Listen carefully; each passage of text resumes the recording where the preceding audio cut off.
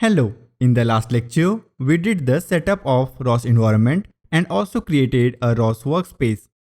In this lecture, let us see the directory structure of the ROS workspace.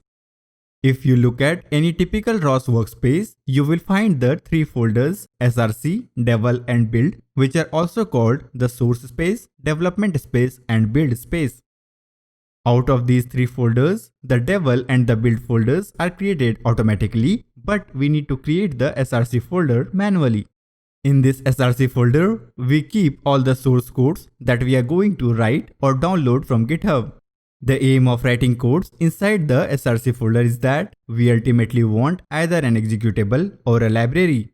This devel folder is the one where all the executables and libraries are stored after building the source codes. The build folder is used by ROS to store the intermediate files, and therefore we should not be concerned with its contents. In the last lecture, we created an src folder in the ROS workspace. Also, after running the catkin make command, the build and devel directories are created. This command is used to compile the source codes placed inside the src folder and then link the binaries together. Right now, since the src folder is empty, you should not expect much from this command.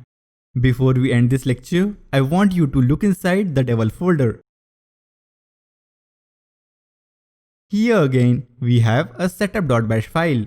This is an important file and we need to run this file every time we want to use an executable saved inside the ROS workspace.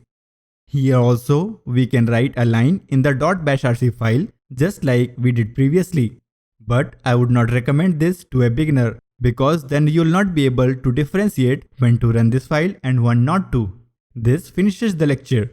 In the next lecture, we will see how to organize the source codes inside the src directory, and also we will create our first ROS package. Thank you.